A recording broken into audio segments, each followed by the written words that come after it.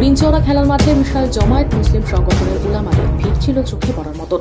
কোচবিহার জেলা জমিয়তে উলামায়ে হিন্দের ডাকে প্রকাশ্য সমাবেশ, ওয়াকফ সংশোধনীর বিল বাতিলের দাবিতে প্রকাশ্য জনসভা। সেখানে প্রধান বক্তা হিসেবে উপস্থিত ছিলেন মৌলানা সিদ্দিকুল্লাহ চৌধুরী আরো অনেকে। মৌলানা সিদ্দিকুল্লাহ চৌধুরী আরো কি জানালেন আমরা শুনবো বিস্তারিত। চোখ রাখুন ডিজিটাল নিউজ 24x7 এর পর্দায়। মাননীয় সভাপতি আমাদের শ্রদ্ধেয় জেলার সভাপতি তো বটেই, রাজ্যে ওয়ার্কিং কমিটিরও তিনি আমন্ত্রিত সদস্য। মাওলানা আব্দুল বারী সাহেবের সভাপতিত্বে তিনি বড় মাদ্রাসা পরিচালনা করেন।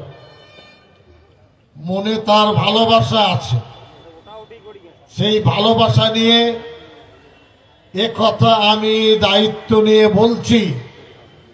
কুচবিহারের জন্ম থেকে এ পর্যন্ত এইরকম মেলবন্ধনে সভা কোনোদিন হয়নি। ইতিহাসে দেখবেন রাজনৈতিক সভা হয়েছে, সামাজিক সভা হয়েছে, সম্মিলিত জাতীয় ঐক্য ভ্রাতৃত্ব বন্ধনের সভা ইতিহাসে লেখা থাকবে। এই 30শে জানুয়ারি আপনারা কুচবিহার সফল করেছেন সভাকে, এটা আল্লাহর অনুগ্রহ এবং করুণা। এখানে আমাদের সম্মানিত অতিথিবৃন্দ, অরুণজ্যোতি ভিক্ষুর যে মঠ, আমি তাতে গেছি, তিনি আমাকে ডেকেছিলেন। তার ধর্ম তিনি পালন করছেন, করবেন। মনের প্রসারতায় আমাকে বলেছিলেন, চৌধুরী সাহেব অমুক দিনে আমাদের একটা বড় উৎসব, আপনি আসবেন। আমি গেছি। এখানে হাইকোর্টের 40 বছরের প্রবীণ আইনজীবী আব্দুল সামাদ সাহেব, এম.এ. সামাদ, যিনি ওয়াকফের বিষয়ে পোকা লড়াই করেন সামাজিক এবং আইনগতভাবে। একইভাবে লিগ্যাল সেল আছে আমাদের 12 জনের কমিটি, তার অন্যতম সদস্য হলেন এম.এ. সামাদ সাহেব, কলকাতা হাইকোর্ট। এখানে প্রতীক মজুমদার আছেন, পেশায় হাইকোর্টের আইনজীবী, কিন্তু শ্রী চৈতন্য দেবের আদর্শে তিনি আদর্শিত। তিনি শোনালেন নবদ্বীপের নদীর ওপারে, ভাগীরথীর ওপারে এক মুসলমান কাজী সাহেব ছিলেন, যিনি কোরআন হাদিস জানতেন। 10-12 বছর নৌকা করে গিয়ে কাজী সাহেবের বাড়িতে ইসলাম ধর্মের জ্ঞান লাভ করতেন। তার নাম হলো চৈতন্য দেব। একইভাবে কলকাতা আলিয়া বিশ্ববিদ্যালয়ের রিটায়ার্ড প্রফেসর, দারুল উলুম দেওবন্দের স্নাতক, পশ্চিমবঙ্গের আমিরে শরীয়ত অধ্যাপক মাওলানা মনজুর আলম সাহেব কথা রেখেছেন। মাওলানা বদরুল আলম সাহেব, হাফেজ নজরুল ইসলাম সাহেব সহ আজ আপনাদের কাছে আমরা এসেছি। আমি এই কোচবিহারে 35 থেকে 40 বছর যাতায়াত করছি। আমার মনে আছে আসামে কোকড়াঝাড়ে যে মারামারি হয়েছিল, এই মুসলমানদের ধ্বংসর লীলা খেলা চলেছিল। এই আলিপুর দুয়ারে ওখানকার শরণার্থীদের পশ্চিমবঙ্গ সরকার ঠাঁই দিয়েছিল। রমজান মাসের 27 তারিখে ইবাদত বান্দিগি বাড়িতে করার সুযোগ পাইনি। কলকাতা থেকে রিলিফ নিয়ে ওই 4 নম্বর কাশিয়া বাড়িতে রাত কেটে আপনার 2 দিন থেকে লক্ষ লক্ষ টাকা ত্রাণ জমিয়তুল উলামায়ে দিয়েছিল। আল্লাহর মেহেরবানি, এবং একেবারে কার মাথা কেটেছে, হাত কেটেছে, সেই করুণ দৃশ্য আমাদের সামনে ভাসছে। দক্ষিণবঙ্গ থেকে আমরা চুপচাপ থাকতে পারিনি। তাই আজকের সভার আয়োজনে হাফিজ আনোয়ার, মাওলানা মুজিবুর রহমান, হাফিজ মাওলানা সুলাইমান, মাওলানা আবু বকর, হাফিজ আব্দুল গফুর, হাফিজ আবুল খায়ের আব্দুর রশিদ, হাফিজ ইয়াকুব এবং হাফিজ নবিউল্লাহ সহ এদের অক্লান্ত পরিশ্রমে এত বড় জমায়েত কুচবিহারে হয়নি। বড় মাঠ আছে, জমিয়ে চেয়েছিল, আমি সেখানে বইমেলা করেছি, পুলিশ আর পৌরসভা বিশ্বাস করেনি, বাধ্য হয়ে এখানে করতে হয়েছে। যদি সেই মাঠ আমরা পেতাম তো আজকের থেকে আরো 4 গুণ জমায়েত সেখানে হতো। আমরা বাড়তি কোনো আবদার করি না, আমরা দেশের শান্তি শৃঙ্খলার জন্য নির্ণায়ক। আমাদের বাদ দিয়ে দেশে শান্তি আসবে না, আমাদের বাদ দিয়ে দেশ ভালো থাকবে না। দেশকে গড়তে গেলে মুসলমান সমাজকে সমমর্যাদা দিতে হবে। এটা কোনো ভিক্ষা চাওয়া নয়। সোজা আঙুলে ঘি না উঠলে আঙুলটা ব্যাকা করে ঘি তুলতে হবে। আমরা কারোর গোলাম চাকর নই। এ দেশ আমাদের, জন্মসূত্রে ভারতীয়, পৈতৃক সূত্রে ভারতীয়, অধিকার সূত্রে ভারতীয়। আছি, ছিলাম, ইনশাল্লাহ থাকব। যে সমাজ, যে জাতি ব্রিটিশের বিরুদ্ধে লড়াই করতে পারে, আরএসএস কে ফু মেরে উড়িয়ে দেবার ক্ষমতা আমরা। কিসের শক্তি দেখায় তারা? সারা পৃথিবীতে চাঁদা তোলে, আরএসএস ভিখারি। আমি বললাম আপনাদের, আমি সাউথ আফ্রিকা গিয়েছিলাম, জোহানেসবার্গে যার বাড়িতে ছিলাম, একটু সকালবেলায় হাঁটতে হাঁটতে আমার পরিচিত আত্মীয় বলছে, আমি বললাম এটা তো ভারত মডেলের মন্দির। তখন বললেন এখানে আরএসএস এর লোকেরা ভিক্ষা চাইতে আসে। বুঝলেন? বড় বড় কথা, ডায়লগ। ভিখারির দল, এদের কাছে দেশপ্রেম শিখতে হবে। লন্ডনে ইন্ডিয়া হাউস বলে একটি বাড়ি আছে। ভারতবর্ষের স্বাধীনতা আন্দোলনের 180 বছরের ইতিহাস আছে তাতে। সেই লন্ডনে আমি গেছি, 1.5 মাস প্রায় ছিলাম। এটা বোধহয় 2005-এর ঘটনা। আমি চাইলাম ইন্ডিয়া হাউসে ঢুকবো, দেখলাম তালা বন্ধ, সময় আমাদের সাথে মিলছে না। তবুও দাঁড়িয়ে দাঁড়িয়ে দেখলাম কি আছে সেখানে। ব্রিটিশ আমাদের ক্ষতি করেছে, কিন্তু ইতিহাসের তথ্য তারা সঠিক রেখেছে। তারা লিখেছে ভারতের স্বাধীনতা আন্দোলনে আলেমদের অবদান। তারা লিখেছে আরএসএস ব্রিটিশের পায়ে তেল লাগিয়েছে, এদের কোনো অবদান নেই। আপনাদের তো ওখানে হাই কমিশনার আছে আমাদের দেশে, বলুন হাই কমিশনারকে ইন্ডিয়া হাউস থেকে তথ্য বের করুক, করে বলুক যে ভারতের স্বাধীনতা আন্দোলনে আরএসএস এর একটা লোক শহীদ হয়েছে। বেঈমান মির্জাফর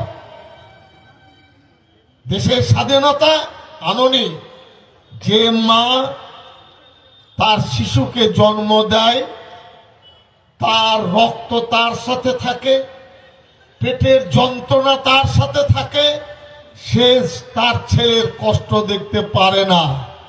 আরএসএস বিজেপি দেশের জন্ম দেয়নি বলে দেশের মানুষের কষ্ট দিচ্ছে। এরা যদি ভারতবর্ষের জন্ম দিত, তরুণ যেত ভিক্ষুর মনের কষ্ট থাকতো না। অনেক তথ্য আজকে শুনলাম। আমি ভিক্ষুকে বলবো, এগিয়ে চলুন, যা চাইবেন তার থেকে 100% বেশি সমর্থন আমরা দেবো ইনশাআল্লাহ। আমাদের প্রতীক মজুমদার হিন্দু, এরা হলেন আসল সনাতন ধর্ম, আর ওরা হলো নকল হিন্দু।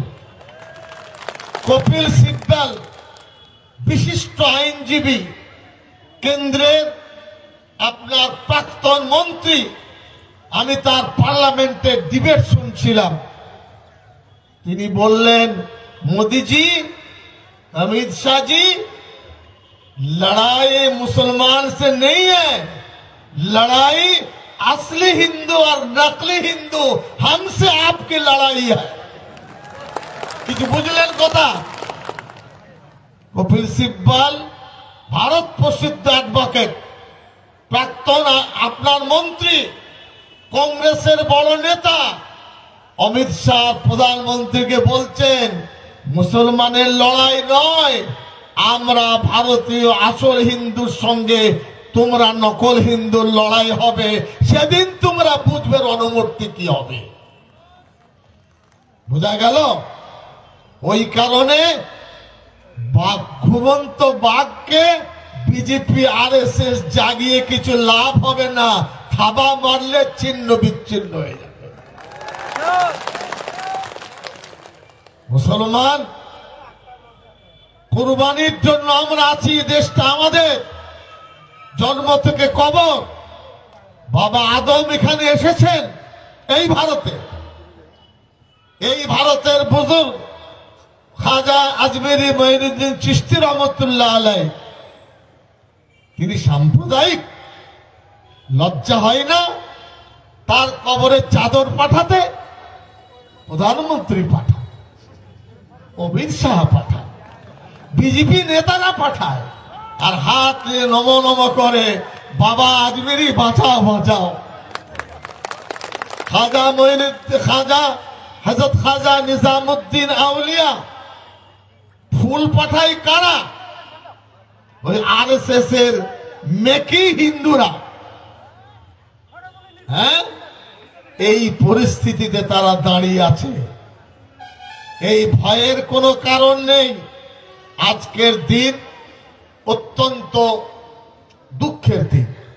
আমি অনুরোধ করব সবাইকে, আমাদের পরম শ্রদ্ধেয় মহাত্মা গান্ধীর জন্য উঠে দাঁড়িয়ে 8 মিনিট নীরবতা পালন করুন। উঠুন, সবাই উঠুন, সকলে উঠুন। ইতিহাস থাকবে যে আমরা গান্ধীজিকে কত শ্রদ্ধা করি। এত বড় সমাবেশ কোন দল করে শ্রদ্ধা করেনি, আমরা করছি। 8 মিনিট, হ্যাঁ ঠিক আছে।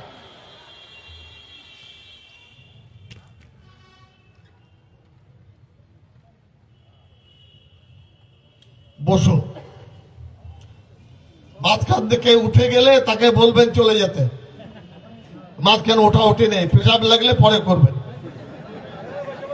বসুন বসুন, তাড়াতাড়ি বসুন।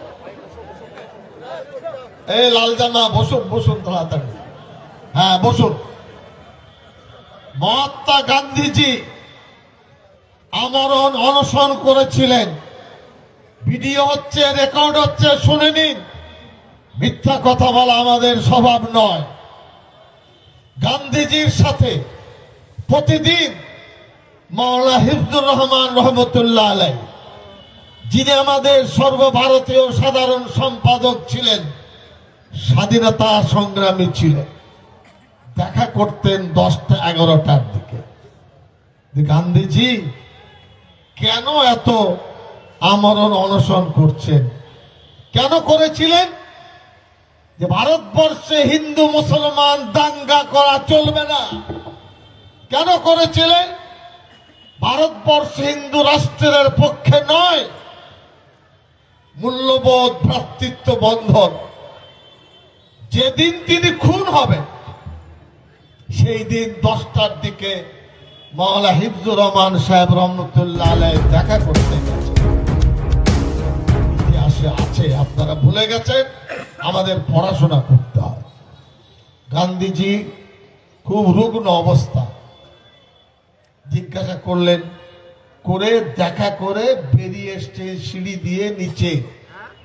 মহাত্মা গান্ধীজি বলছেন, হিফজুর রহমান সাহেবকে বলাও। মাওলানা হিফজুর রহমান সাহেব আবার গেলেন, গান্ধীজি এখন তো দেখা করলাম না। বসো মাঝখানে, আপনাকে ডেকেছি কারণ আছে। বলে কি কারণ? আমি পবিত্র কোরআন পড়ি, আমার কাছে একটা কোরআন মজিদ আছে, আমি মরে গেলে কোরআনের অপমান হবে, আপনার হাতে দিচ্ছি, আপনি নিয়ে যান। এটা ভারতবর্ষের মোহনদাস করমচাঁদের কথা। সেই পবিত্র কোরআন মজিদ দিল্লি সেন্ট্রাল জমিয়তের লাইব্রেরিতে আছে। আমরা গল্প বলতে এসেছি, এর কি জায়গা? 1920 সালে মোহনদাস করমচাঁদের হাতে দেশের স্বাধীনতা আন্দোলনের জন্য জমিয়ত উলামা হিন্দ 1 লক্ষ টাকা দিয়েছিল এবং বলেছিল মুসলমান একা স্বাধীন করতে পারবে না, হিন্দু বন্ধুদের সহযোগিতা নিয়ে এই ভারত থেকে ব্রিটিশকে তাড়াবো। আমরা সেই মানুষ। মহাত্মা গান্ধীর সাথে জমিয়ত উলামা হিন্দের সম্পর্ক ছিল। আমার শ্বশুর হযরত মাওলানা তাহের সাহেব অনেকে দেখেছেন, আমাদেরকে ডেকে শুনিয়েছেন। খুব সম্ভবত 1942 সাল কি 41 সালের ঘটনা। কি শুনিয়েছেন?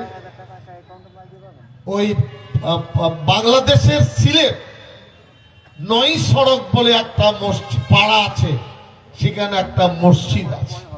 সেই মসজিদে দারুল উলুম দেওবন্দের হাদিস শাস্ত্রের পণ্ডিত 12 বছর জেল খেটেছেন। নেহরুজি তার পায়ের কাছে বসতেন। তার নাম শেখুল ইসলাম হোসেন আহমদ মাদানী। রোজার মাসে একজন প্যান্ট শার্ট পরে ভদ্রলোক এসেছেন 10টা 11টায়। দরজায় বলছেন এসে, মাদানী সাহেব হ্যাঁ, যারা এতেকাব করছেন। বলি এ লোকটা আবার কি করছে? রোজার মাসে আল্লাহ বিল্লাহ করবো, তসবিহ তিলাওয়াত। হযরত শেখুল ইসলাম মাদানী রহমতুল্লাহ আলাইহিকে কাপড় দিয়ে ঘেরা মসজিদের এক কোণে তার থাকার জায়গা করা হয়েছিল। খবর পেয়ে বললেন, বুলাইয়ে উनको, আসো। 1 ঘন্টা ধরে আলোচনা হলো। কিসের আলোচনা পরে বলি, 1 ঘন্টার পরে বেরিয়ে গেলেন। আমার শ্বশুর হযরত তাহের সাহেব বলছেন, নেতাজি সুভাষ চন্দ্র বোস এসেছিল শেখুল ইসলাম হোসেন আহমদ মাদানীর কাছে, যে ভারতবর্ষের স্বাধীনতা আন্দোলন কোন পথে পরিচালিত করব, তোমরা আমাদের তাড়াবে?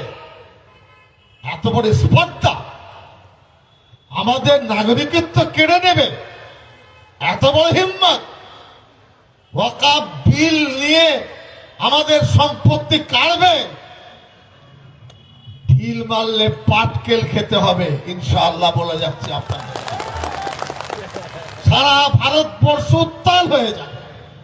করবে পাস, দেখা যাবে। 1 নেশন 1 ভোট পাস করাতে পারেনি, বিরোধীরা লড়াই করে বিজেপির দাঁত ভেঙে দিয়েছে। এটাও তাই হবে। আমাদের মুখ্যমন্ত্রী মমতা ব্যানার্জি বিধানসভায় মোশন এনেছেন একটা প্রস্তাব, যে ওয়াকফ মুসলমানদের স্পর্শকাতর বিষয়, এর পক্ষে ওই বিলকে আমরা সমর্থন করি না, আমরা সমর্থন করব না। ভারতবর্ষের কোন রাজ্যে হয়নি, 28টি রাজ্যের মধ্যে একমাত্র পশ্চিম বাংলা। আমার বাপ চাচার কবরস্থান দখল করবে? মুসলমানরা চুরি পড়ে বসে থাকবে? জিজ্ঞাসা করছে। জি, আমার মসজিদের সম্পত্তি দখল করবে।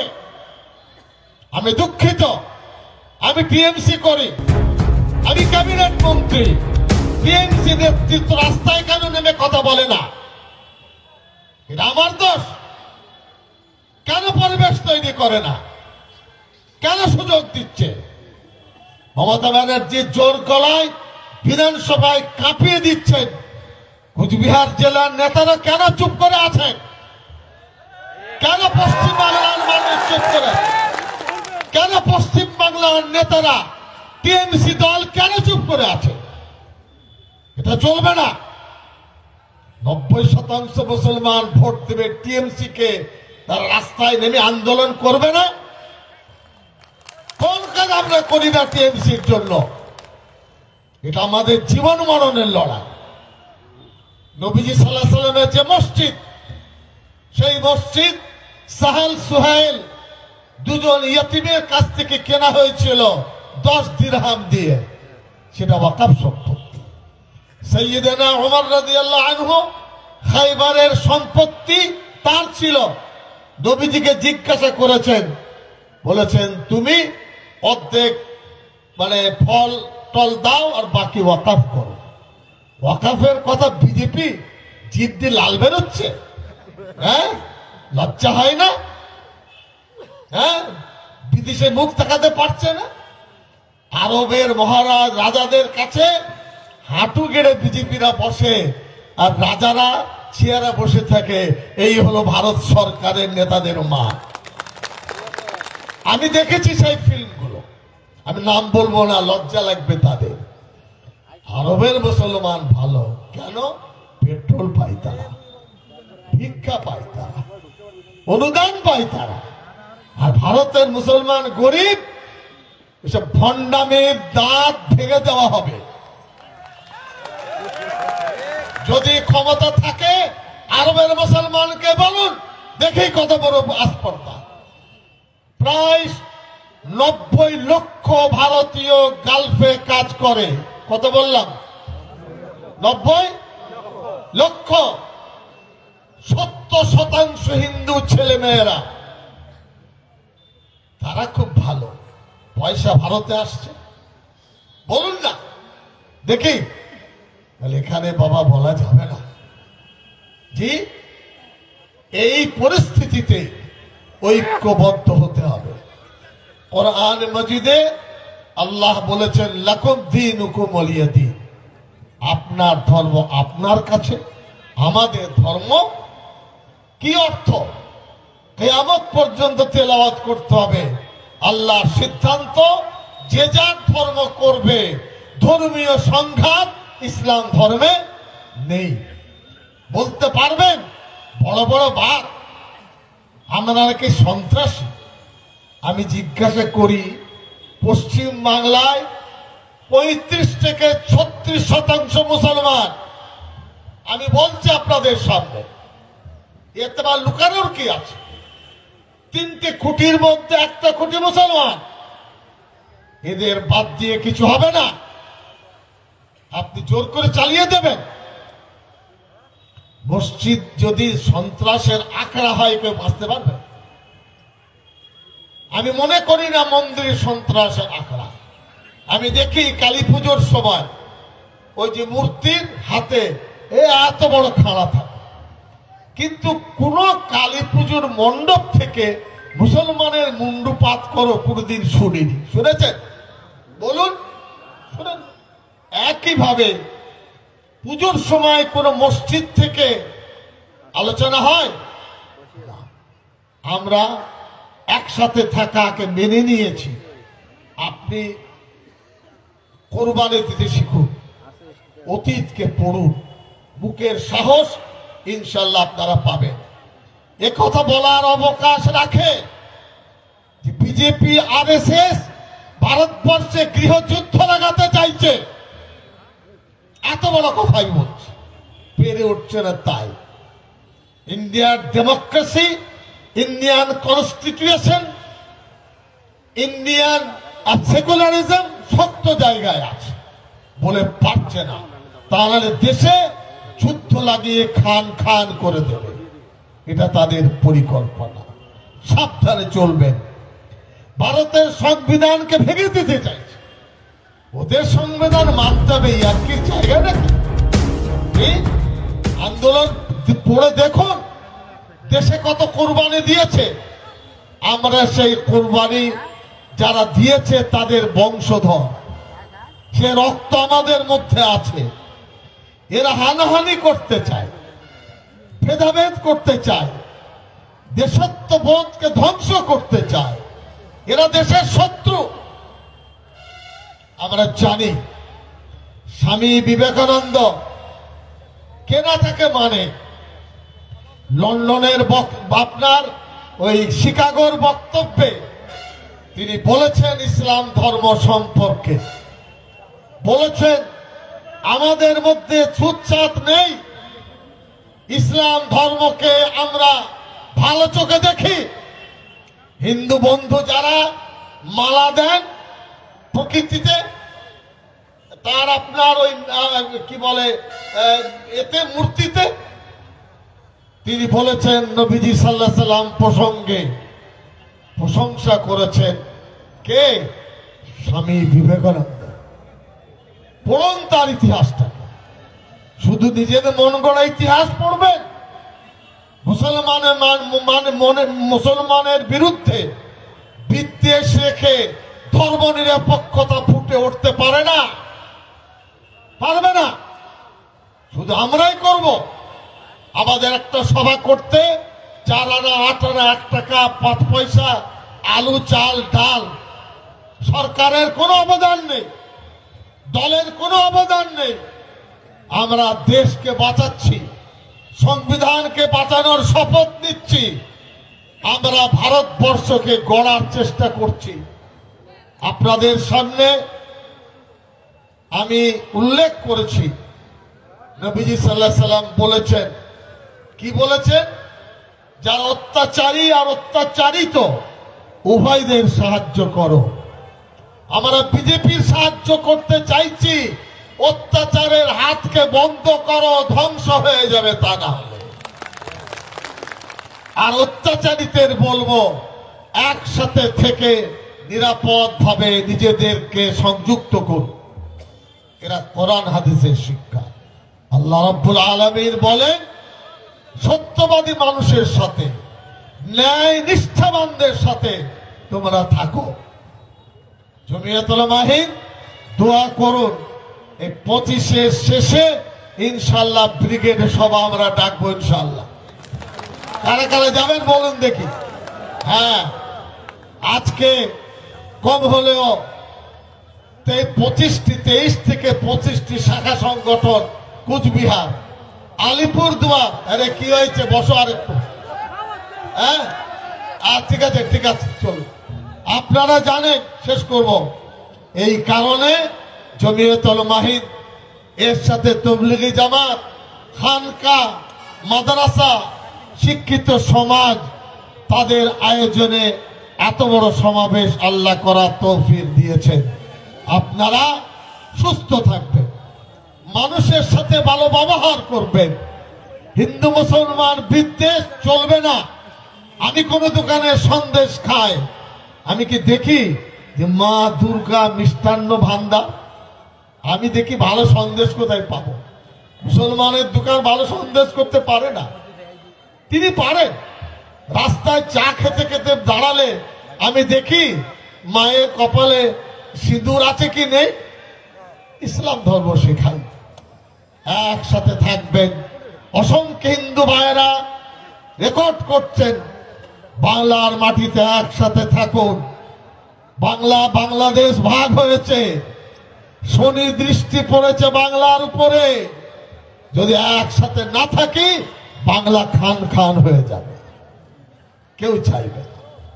সারা ভারতবর্ষে 10% মানুষ বাংলায় কথা বলে। 38,000 গ্রাম, 11 কোটি মানুষ বসবাস করি আমরা একসাথে। আপনার ব্যবসা বাণিজ্য, শিক্ষা, সংস্কৃতি, আপনার দোকানের খরিদ্দার, আমার ব্যবসা আপনার সাথে যুক্ত। বিভেদ করলে দেশটার ক্ষতি হয়ে যাবে। আমরা কোনদিন অমুসলিম ভাইদের অশ্রদ্ধা করি না। আমি আর কথা বাড়াবো না, আপনারা দরুদ শরীফ পড়ে নেন, দোয়া করে আজকে সমাবেশ সমাপ্ত করব। আল্লাহুম্মা সাল্লি আলা মুহাম্মদ ওয়া আলা আলি মুহাম্মদ কামা সাল্লাইতা আলা ইব্রাহিম ওয়া আলা আলি ইব্রাহিম ইন্নাকা হামিদুম মাজিদ। আল্লাহুম্মা বারিক আলা মুহাম্মদ ওয়া আলা আলি মুহাম্মদ কামা বারাকতা আলা ইব্রাহিম ওয়া আলা আলি ইব্রাহিম ইন্নাকা হামিদুম মাজিদ। ওগো করুণাময় আল্লাহ, আপনার কোনো বিকল্প নেই। যে নামেই আপনার ডাকুক না কেন, আপনি আছেন, ছিলেন এবং থাকবেন। আপনার দরবারে মানব জাতির জন্য শান্তির ভিক্ষা আমরা চাইছি, ভারতবর্ষের মানুষের জন্য ভিক্ষা চাইছি। বাংলার মানুষ, কোচবিহারের মানুষ, আলিপুর দুয়ার, জলপাইগুড়ি সহ সকলে শান্তিতে থাকতে পারি, আমাদের সেই পরিবেশ তৈরি করে দেন। যারা নিন্দুক, যারা হিংসুক, তাদের অস্ত্রকে ভোঁতা করে দেন, ভালোবাসার পরিবেশ তৈরি করে দেন। ওগো পরওয়ারদিগারে আলম, আমরা যেন সঠিক, সচ্চাই, সততা এবং ভালোবাসার পথে চলতে পারি, আমাদের সে যোগ্যতা আপনি দান করুন। আজকের সমাবেশকে যারা সফল করেছেন, অর্থ দিয়ে, শ্রম দিয়ে, বুদ্ধি দিয়ে, দোয়া দিয়ে, তাদের সকলের পরিশ্রমকে কবুল করুন। আমরা যে সমস্ত কথা বলার চেষ্টা করেছি, আমার জীবনে পালন করতে পারি, অন্য ভাইরা তার জীবনে পালন করতে পারেন, সে সুযোগ এবং তৌফিক আমাদের দান করুন। রব্বানা আতিনা ফিদ দুনিয়া হাসানা ওয়া ফিল আখিরাতি হাসানাতাও ওয়া কিনা আযাবান নার ওয়া আদখিলনাল জান্নাতা মা'আল আবরার ইয়া আজিজ ইয়া গফফার ইয়া রাব্বাল আলামিন। রব্বানা তাকাব্বাল মিন্না ইন্নাকা আনতাস সামিউল আলিম ওয়া তুব আলাইনা ইন্নাকা আনতাত তাওয়াবুর রহিম। সাল্লাল্লাহু তাআলা আলা খায়রি খালকিহি মুহাম্মাদিন ওয়া আলা আলিহি ওয়া সাহবিহি আজমাইন বিরহমাতিকা ইয়া আরহামার রাহিম। আমি স্লোগান দেব, সেটা যেন দিল্লিতে পৌঁছায়। বসবেন ভালো করে, বলুন হিন্দুস্তান জিন্দাবাদ, হিন্দুস্তান জিন্দাবাদ, ভারতবর্ষ জিন্দাবাদ। ওয়াকফ সম্পত্তির বিল মানছি না, মানব না, মানছি না, মানব না। ওয়াকফ সম্পত্তির সংশোধনী বিল মানছি না, মানব না, মানছি না, মানব না। সংবিধান বাঁচাও, দেশ বাঁচাও, সংবিধান বাঁচাও, দেশ বাঁচাও, সংবিধান বাঁচাও। জাতীয় সংহতি জিন্দাবাদ, জাতীয় সংহতি জিন্দাবাদ। জমিয়তে উলামায়ে হিন্দ জিন্দাবাদ, জমিয়তে উলামায়ে হিন্দ জিন্দাবাদ। কুচবিহার জেলা জমিয়তে উলামায়ে হিন্দ জিন্দাবাদ। সকলের প্রতি সালাম, দুয়ার আবেদন। আসসালামু আলাইকুম ওয়া রাহমাতুল্লাহ। ওয়া আলাইকুম আসসালাম। নমো বুদ্ধায়, জয় ভীম। আজকে আমাদের কোচবিহার জেলার জমিয়তে উলামা হিন্দের আহ্বানে এই গুরুত্বপূর্ণ সমাবেশে মাননীয় সভাপতি, কোচবিহার জেলার জমিয়তে উলামা হিন্দের মান্যবর সভাপতি মহোদয়, আজকের এই সভার প্রধান আকর্ষণ, প্রধান বক্তা, পশ্চিমবঙ্গ তথা ভারতবর্ষে সংখ্যালঘু সম্প্রদায়ের অধিকার আদায়ের অন্যতম মুখ, পশ্চিমবঙ্গ সরকারের লাইব্রেরি অ্যান্ড মাস কমিউনিকেশনের গুরুত্বপূর্ণ মন্ত্রী, জমিয়তে উলামা হিন্দের রাজ্য সভাপতি, অত্যন্ত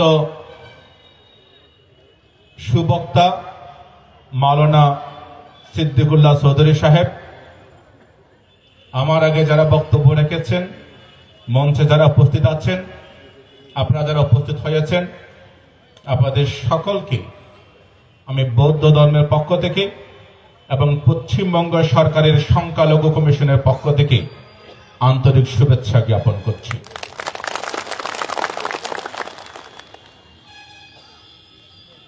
কোচবিহারে কোনো প্রকাশ্য সমাবেশে বক্তব্য আমার প্রথম হচ্ছে। আমি অধিকাংশ সময় কলকাতা টালিগঞ্জ সম্বোধি বুদ্ধ বিহার এবং সাথে সাথে আমাদের দার্জিলিং জেলার শিলিগুড়ি টাউনের শিলিগুড়ি বুদ্ধবাতী বিহার, আলিপুরদুয়ার জেলার হ্যামিল্টনগঞ্জ পুণ্যজ্যোতি বুদ্ধ বিহারে আমার অবস্থান হয়। আমাদের উত্তরবঙ্গে বৌদ্ধ সন্ন্যাসীদের যে সংগঠন উত্তরবঙ্গ ভিক্ষু সংঘ, তার সভাপতি হিসেবে আমাকে দায়িত্ব পালন করতে হয়। পশ্চিমবঙ্গ সরকারের সংখ্যালঘু কমিশনের আমন্ত্রিত সদস্য হিসেবেও সবার সাথে আমাকে মেলামেশা করতে হয়। আজকে আপনারা যারা এখানে মুসলিম ভাইয়েরা এসছেন, সাথে সাথে আমাদের কিছু হিন্দু ভাইয়েরা এবং অন্যান্য ধর্মে যারা উপস্থিত হয়েছেন, আমাদের হিন্দু ধর্মগুরু অ্যাডভোকেট যোগী প্রতীক মজুমদার যে বক্তব্যটা রেখেছেন, আমাদের অ্যাডভোকেট সামা সাহেব যে বক্তব্য রেখেছেন, আমাদের একটু আগে আমার যিনি প্রফেসর আলিয়া বিশ্ববিদ্যালয় থেকে এত মূল্যবান দুটো কথা বলেছেন, এবং আমাদের মালনারা মুর্শিদাবাদ জেলা এবং মালদা জেলার সভাপতিরা যে বক্তব্য রেখেছেন। আপনারা প্রত্যেকে জানেন জমিয়তুল উলামায়ে হিন্দ প্রায় 200 বছরের অধিক একটা সংগঠন। এই সংগঠন ভারতবর্ষের ঐক্য, ভারতবর্ষের একতা, সর্বধর্ম সমন্বয়ের জন্য দীর্ঘকাল ধরে কাজ করছে। তার নেতৃত্বে আমাদের পশ্চিমবঙ্গে মাননীয় মাওলানা সিদ্দিকুল্লাহ চৌধুরী সাহেব, তিনি বিভিন্ন জায়গায় সম্প্রীতির জন্য, সর্বধর্ম সমন্বয়ের জন্য কাজ করছেন। শুধুমাত্র এনআরসি এর প্রতিবাদ নয়, বাবরি মসজিদ ধ্বংসের প্রতিবাদ নয়, ওয়াকফ বিলের প্রতিবাদ নয়, তিনি সর্বধর্ম যারা মাইনরিটি রয়েছে আমাদের বাংলায় বা ভারতবর্ষে, আমাদের হিন্দু ভাই বোনেরা মেজরিটি সংখ্যাগুরু, মুসলিম, বৌদ্ধ, খ্রিস্টান, জৈন, শিখ, ফার্সি, এই 6টি সম্প্রদায় আমরা মাইনরিটি। আমাদের মাইনরিটিদের যে অধিকারগুলো বাবা সাহেব ডক্টর বি আর আম্বেদকর 1950 সালে 26শে জানুয়ারি সংবিধানে আমাদেরকে দিয়ে গিয়েছেন, সমাজের সর্বস্তরের মানুষকে একতাবদ্ধ করার জন্য এবং সমাজে পিছিয়ে পড়া মানুষকে সমুন্নত করার জন্য বাবা সাহেবের যে আদর্শ, সেই আদর্শ আমাদের এই ভারতের সংবিধান, যেখানে ধর্ম নিরপেক্ষতার কথা বলা হয়েছে, যেখানে সমাজের সর্বস্তরের মানুষের ন্যায় বিচারের কথা বলা হয়েছে, যেখানে খাদ্য স্বাধীনতা, ধর্মের স্বাধীনতা, বস্ত্রের স্বাধীনতা, বাক স্বাধীনতার কথা বলা হয়েছে।